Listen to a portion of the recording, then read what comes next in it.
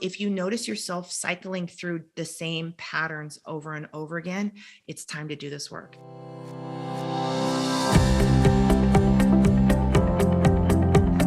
Welcome to From Betrayal to Breakthrough. I'm Dr. Debbie Silber, and today's guest is Rachelle McCloud. Rachelle McCloud, LCSW, is a mental health therapist and emotional wellness expert. Through years of successfully helping clients move their anxiety, depression, and trauma disorders into remission, she has developed a program that empowers people to skillfully get rid of symptoms and heal. She is also the facilitator of the Facebook group called Releasing the Baggage of Anxiety, Depression, and Traumatic Stress, where she delivers free trainings on leading interventions that work well for getting rid of symptoms, not just coping or managing them. Her mission is to empower people to do their own healing work effectively, safely, and skillfully. What happens when a therapist feels that talk therapy doesn't work? She goes on a journey that does. And that's exactly what I'll be talking about with my guest, Rachelle McCloud. We're talking about releasing the baggage of anxiety, depression, and traumatic stress, and you can truly let go of all of it. When you do, you're free to create a life you love. If you're carrying around some stuff you're ready to let go of and traditional therapy hasn't moved the needle too much for you, you're going to get so much out of this episode. Here we go.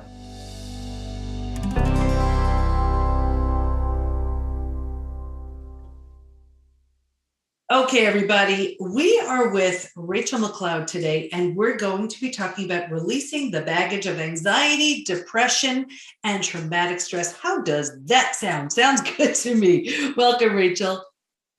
Thank you for having me. Of course. So naturally, if we're talking about releasing the baggage of all of these emotions, there's probably a reason why you're teaching this. Do you have a story that you're willing to share? Yeah. I happened to start helping brains do the brain work for resolving symptoms of anxiety, depression, and traumatic stress because I needed it. I became a therapist. I did all the talk therapy, and I either was really bad at it or talk therapy doesn't work. But either way, I was not happy with the results I was getting my clients. And so when I was laid off, I took the opportunity to quit my field. And I was very mad and angry about, I can't believe I have a whole degree in this. And so I went and started being a homemaker. And about 3 years later, I had a pretty big mental health crisis. I thought I was in a financial crisis. I thought I was in a marriage crisis. I was in a mental health crisis. And my husband suggested, why don't you go get an evaluation? And I did. I did not want to go because I was angry at everybody. But I did go. And I walked away. He diagnosed me with obsessive compulsive disorder. And I look back with that diagnosis, it made so much sense to me. It was just the tip of the iceberg of what I was dealing with. I was really dealing with complex childhood trauma. Mm. But he gave me a diagnosis, and I looked back and over the years, and I could see moments where I had so much obsession, so many of compulsions, so many even mental health crises along the way that were never diagnosed because I was always a high performer. I was always at the top of my class. I was a top athlete. So I must not have any problems. And I can obviously get a master's degree in higher education. So I must be fine. And so the level of mental illness was not detected or noticed. But here I was with 3 small children, and life had caught up with me, and I could not high perform my way out of it any longer. And so I got this diagnosis. So I'm driving home, and I am realizing that all this stuff is flashing through my mind, and I really want to do something different. And at the same time, I had a child that didn't have, we had resolved so many health issues. They were failing to thrive at 6 months. And all of a sudden we were healing, we were doing really well. And there was one more health symptom that was not shifting. And so I was mad at the doctors because they were giving me all this runaround. I'm mad at everybody at this point in my life. I go to the park. I'm complaining to these the other moms there, and they say, "Why don't you go see this lady?" And so they send me to this energy healer. I did Mhm. not know what I was getting into, and if I had known, I probably would not have gone. I go there, and she has my kid sit on this little bench with this little metal plate, and she starts handing him vials. Anyway, long story short, she resolves his medical issue in 3 days. It was Wow. here, it's gone. And what did she Evidence, do for no him? evidence. And Yeah. so I am astonished because I cannot believe this. And so, but I go back and I'm like, hey, can you help me with this problem? I have all this anxiety and a whole disorder, as a matter of fact. Mind you, I'm already a therapist. I'm Mhm. already I'm already supposed to know all this stuff. And she says, and she hands me the training DVD set for emotional freedom techniques. And so, it's not talk therapy. So I'm in and it's a little weird. So I'm double in. And so she says, try this, it will change your life. And so I go home that very night. I'm watching the DVDs. I'm ready for bed, but I start panicking and racing thoughts before bed, right? Who doesn't have that? And so I had never noticed that I had that before, but I was dealing with that every night. Um, and I cannot get to sleep because one of these kids are going to wake up and I'm not going to get any sleep and I need to go to sleep right now. And so, and something says, well, hey, why don't you try the intervention? And so here I pull it out and I'm tapping on those points it says, and I get through it and I yawn. And then I said, oh, let me try it again. I'm tapping through and I fall asleep. I don't even choose to fall asleep. I am just out. I Mhm. wake up the next morning and I'm like, what else can I try this on? And I just start using this with all of the symptoms, all of the obsessions, all of the compulsions. That's all I was aware of at the time. And all of a sudden, I don't have to do the things anymore. I don't have to save the jars. I'm throwing the jars out. I was collecting jars. I don't know what I was collecting jars for. It was not a logical thing. And Rachel, I just want to stop you because, first of all, before we even get into EFT, also known as tapping, I definitely want to go down that road with you. But you said something so interesting. Here it was, you were a therapist, and this whole talk therapy thing, and Yeah. so many people think that that's the solution.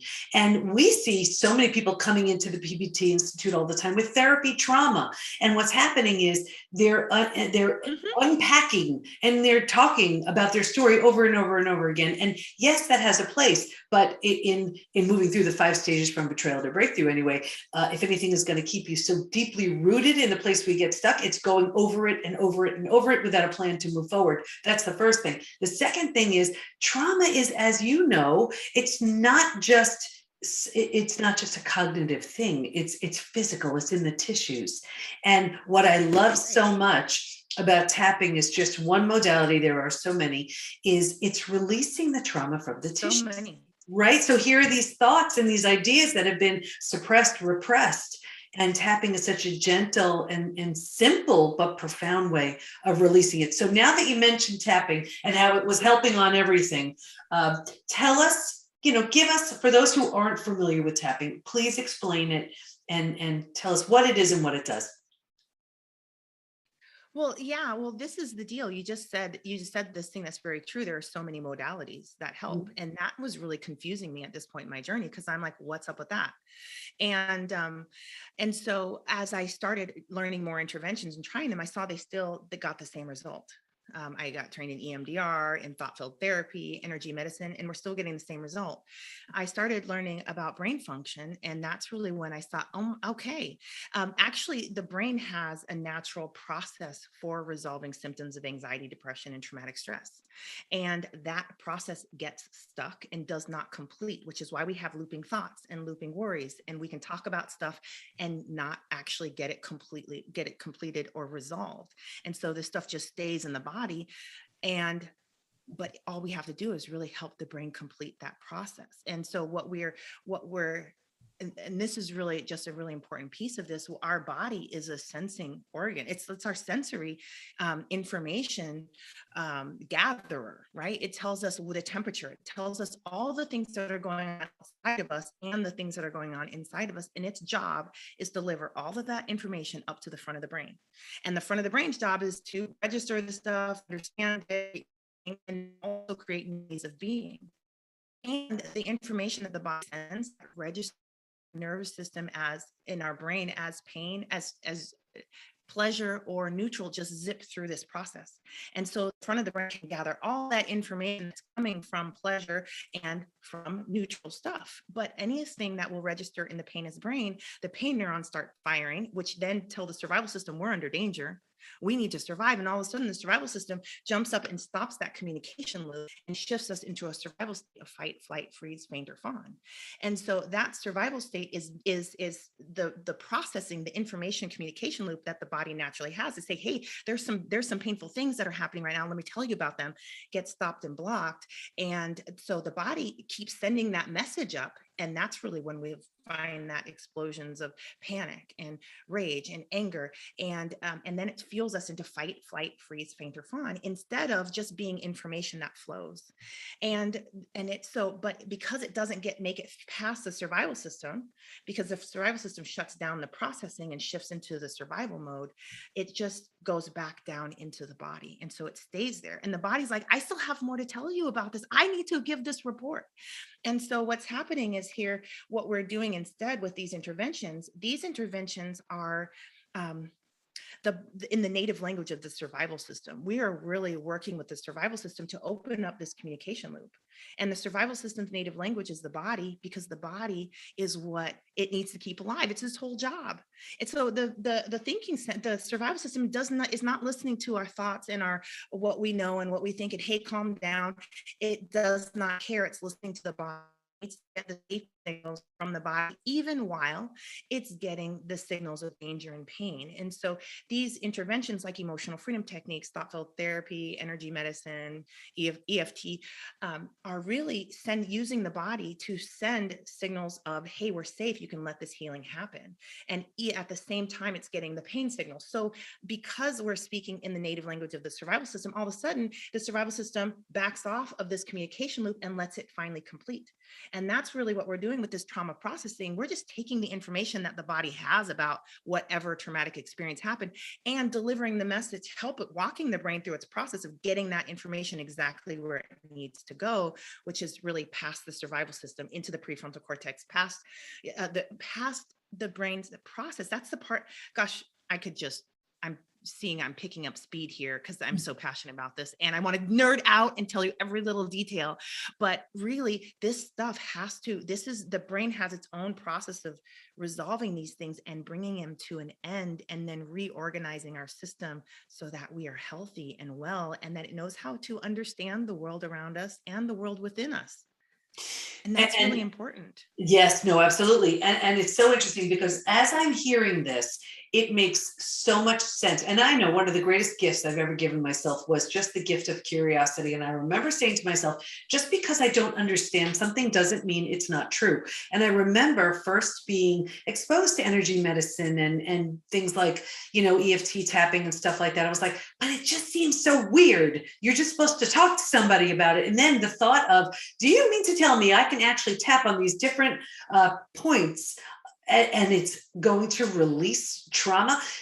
To talk to that person now who I know is listening or watching and they're like, I don't know, I just don't get it. That just seems so weird. Yeah. Sell them on this because it's so real. This is natural to us humans. We intuitively know this is true. We intuitively know that you have to use the body to do the emotional healing work. We are doing this with babies. This is why when a baby is born and they start crying, we wrap them up, we hold them close. Maybe we're putting them skin to skin and we start tapping, we start shh, because we're actually working with their survival system. We're actually manually opening up, sending the signal to the survival system that we're safe. And so then the body is able to communicate to the front of the brain, and that communication loop is going on, and the baby is starting to learn about this air thing, and it's starting to regulate and calm and process the information. And in healthy environments, we're doing that over and over and over again. And so, but we also know if we get stressed, what do we go do? We go eat, because that we're using the body to send the message that we're safe.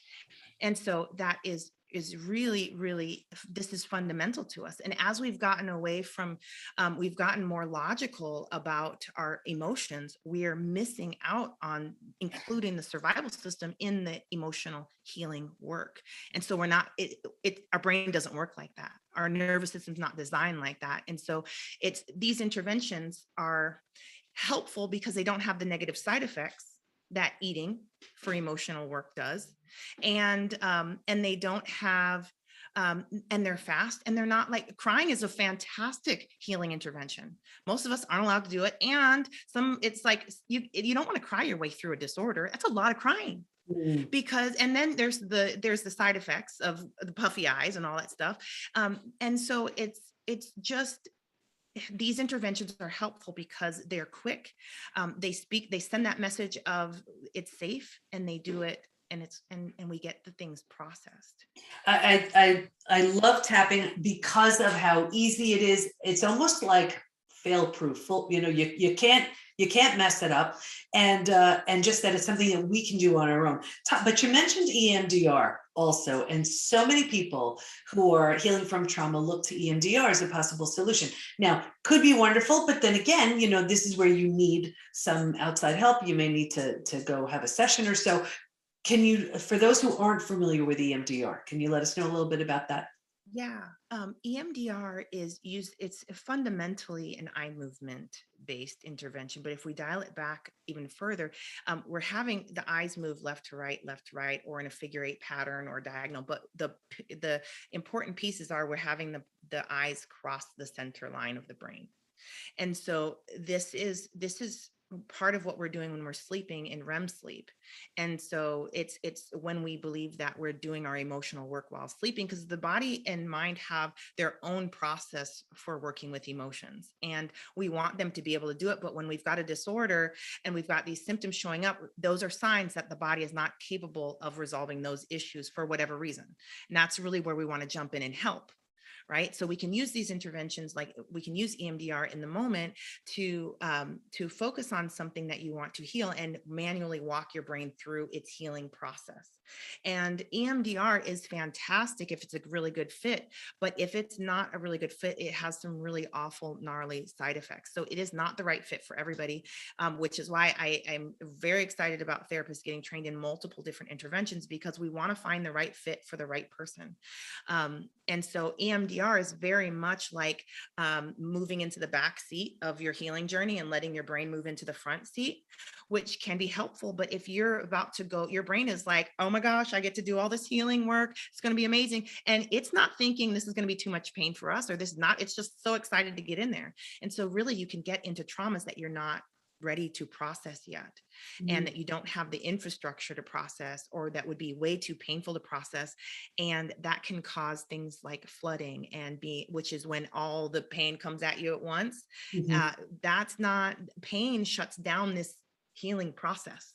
The survival system is watching for too much pain levels and will shut it down at the first sight of it. So it's not always the right fit. And I think that's also why a lot of people just numb, they numb, avoid, distract themselves because That's right. they're afraid of too much coming, That's right. coming at them at And once. they intuitively know that their brain's process for resolving this stuff isn't working. And Mhm. so they know even if they bring it up, it's not going to make it through, and it's just going to cause pain, and it's going to cause all these symptoms, dissociation, and then they're going to start all these other patterns. So better not to do it at all, in which I would agree. Based on brain function, I would agree that it's better to distract and numb than try to run this through a system it's not going to work anyway. Mm. But now we have ways to manually make sure that that communication loop goes. And what I have people do is just try it a little bit. Right. And if they can get this little bit of hurt or rage or fear through the brain's healing process, and watch their brain convert that fear into hope and courage, which is what it's supposed to be doing, all of Mhm. a sudden they're like, that wasn't so bad. And now we can come back here again, grab some more fear, and walk it through the brain's healing process. And it's the body communicating, I don't know if we're going to be safe. Right. And that gets to the front of the brain. The front of the brain is like, oh, well, I know we'll be, and it starts mixing with our skills and our resources and our knowledge. And then the whole mind body system comes together to create a new way of being with whatever we're afraid of. And then we're watching our ability to navigate situations that used to be scary to us. And we're watching ourselves be able to navigate those with courage, hope, skill, resources, maturity, wisdom. And it's instant. It's like this our body, if it can do its work and communicate stuff, the front of the brain is like ready to go and receive it. We just got to get it past the survival system, and healing happens. The symptoms don't show up anymore because the body doesn't need to send that message anymore, and it doesn't have it to give anymore. Right. It has gotten to the right place, and it's been reprocessed and stored very differently than it was stored before it got through the process. And it's been resolved, which is the whole idea. I mean, who wants to keep this stuff going forever? Talk to us about the person who just, they're like, I'm putting in the time, I'm putting in so much time, and I'm still struggling. Yeah. Um, I have since in this journey found that there are different that it takes about I've developed a whole process for this that I walk clients through to resolve disorders, not just to do some trauma work, not just to, but to do the healing work that needs to get done. And also we need to start the repair work while we're in survival modes, especially if we're young. And when we're in survival mode, our brain is busy with survival, not wiring for wellness. And so when the survival mode ends, there is this big gaping hole of, well, these are the things I don't have. Maybe it's the ability to self-soothe or to protect the self, right? Maybe we've been conditioned to allow people to abuse us, right? We need to start building the ability to protect ourselves. And so that needs to come in here too, or maybe experience joy, self-confidence, the ability to put thoughts and feelings into words. And so there's a lot more that goes on than just stopping one symptom. Like when we're working with panic disorder, yes, we want to stop the panic, and we can, and we do start, because the system needs to be able to harness and move that emotion fully through its process. So we need to repair the system's ability to process panic. But two, we need to start solving some of the reasons why panic is occurring in the first place. And a lot of that has to do with boundary issues. A lot of that has to do with subconscious programming. We need to rebuild those things so that we can be well. Yeah. So What would you in say? that fight or flight. So important. What would you say some of the telltale signs are that someone needs to do this kind of work? Yeah. Okay. So there's some very simple ones, and that's if you've got symptoms of anxiety, depression, and traumatic stress, you're in. Okay. But if you're like me and you're a high performer and you're performing above those, you're going to need to look for other clues, like how are your interactions with your children, and how are your interactions with your intimate partners. If you feel like they're unsatisfactory, this would be a good time to do that. Brains make healthy connections and interactions, and if yours is subpar to what you want, then this is a place to work. Also, if you notice yourself cycling through the same patterns over and over again, it's time to do this work. If you find that you keep getting in relationships with the same people, or that your boss is like your mother, and then your next boss is like your mother, or your partner is like your father, and your next partner too, and the next part, like that's it. That's a time that it's time to do this work. Your system is not there's so many reasons, if on a subconscious level, are the motivation of our subconscious mind to put us back in these situations. And then but we're basically not making a new way of being in relationship, and so we're keeping the same patterns in place. That's definitely a telltale sign. And any of the places, if you have goals that you're not reaching, this is that stuff, that there are unconscious limitations to that. Lots of that has to do with unprocessed emotion and information that your body has about it that hasn't made it through the healing process yet. And what's interesting is that when we open up goals and we see, okay, let's take the first step, okay, we can do that, but let's take the second step, okay, we can do that, let's take the third step, oh gosh, my stomach is like clenching and knots, and okay, there's something right in there. There's something in there, and we can get the body to tell us the stomach, what memory that is. And then we can resolve that memory. And then all of a sudden you go to take that third step, and that resistance and that fear or that whatever it is no longer showing up, and you can do it. So we keep looking through that to find post-traumatic stress or anything that's not resolved, inner conflict, lack of subconscious programming for it, or unhelpful subconscious programming. And so then we can resolve that, and we're moving. And what we're talking about when I talk about resolving something is maybe 20 minutes, maybe. And I maybe think 40 that, if it's super duper complex, but a lot of times 5 minutes, yeah, 10 minutes. So it's really worth it to unblock yourself for a lifetime in that specific area. absolutely. And I think people look at it though, when they hit upon that, that like where you said the stomach clenches and they're like, oh, that's as far as I can go. That's Right. the limit, meaning like that they were only meant to go to that distance, but it's right on the other side is where your freedom is. I mean, that's where life begins. That's where it gets resolved. So what do you say? So what do you say to the person who's like, well, this is just such a different, you just threw me for like this whole monkey wrench into my plan of just staying in therapy for 30 years, on the same topic. Someone who's new to this, who's willing, what would be a great way for them to start? I would say grab an intervention that, and I would recommend emotional freedom techniques because it is not because it's the one I found first, but in having trained in all these interventions, it really is the easiest to learn and it has the least amount of negative side effects. So you can pick up this really powerful intervention and with very little to no skill, and you can really do some pretty big brain work with it and see if it helps your brain complete your brain's natural symptom resolution process. And so I would say grab something and start experimenting and see what happens. If once with my clients, that's what the first thing we do is I'm matching them with interventions. We're working on one of their stressors, something that their brain is not resolving the stress around, and it's usually a symptom of anxiety. I'm trying an intervention. Did that work? Yes or no? And I'll know within minutes. And if it didn't, okay, let's try the next one. And when we got that first one, once we have one that helps the brain through the process, and I'm seeing a reduction in symptoms, increased logical thinking, the beginning epiphanies or new insights, and or the new solutions beginning.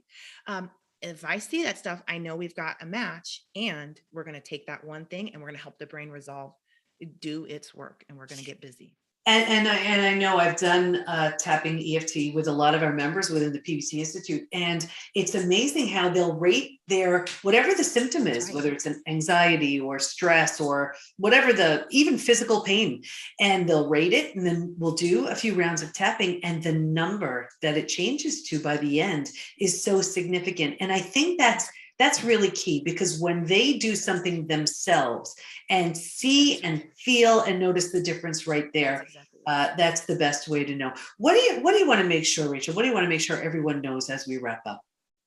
I want to make sure everyone knows that your brain can resolve every single symptom showing up in your life, and that those symptoms aren't supposed to be there, and you don't have to cope with that. And those symptoms are indicators of exactly where your brain is stuck in this process. And you can take those very symptoms and use them to create your next levels of wellness, your next levels of expansions, open up your life to what you want. And that's really powerful. Those symptoms are not anything to be afraid of, and but they're definitely wonderful opportunities for growth and healing and transformation. I love that. And Rachel, where do we go to learn more about you and the great work you're doing? Yeah, my website at rachelmccloud.com, and my name is spelled like Rachelle, so make sure you get all the E's and the L's in there, but I'm sure you'll have links to that here. But it's RACHELLEMCCLOUD.com. And there I teach, I teach you things about brain function, how to use these interventions. If you join my email list, I will send you actually the training DVDs, the training videos, video links to these interventions, where I will show you how to use them, and you can try them and practice them, and different ones, so that you can see which one your brain likes. And then also my healing opportunities are there. I offer workshops, and I have an online course, a self-study course for resolving disorders. I will walk you through every single layer of this work in that program. And I also have an intensive coaching program where I will walk you through every step of the program live in video. It online, right? Yeah. And you see it, everybody. You do not have to stay stuck with your trauma, with any sort of situation or issue that traditional therapy may not have been able to help you with. You can heal from all of it. And here's another great example of just a very simple and very powerful modality that can help you do just that. Rachel, thank you so much for your time, for your wisdom, for your insight. I know you helped so many people with what you shared today. Thank you. Thanks for having me.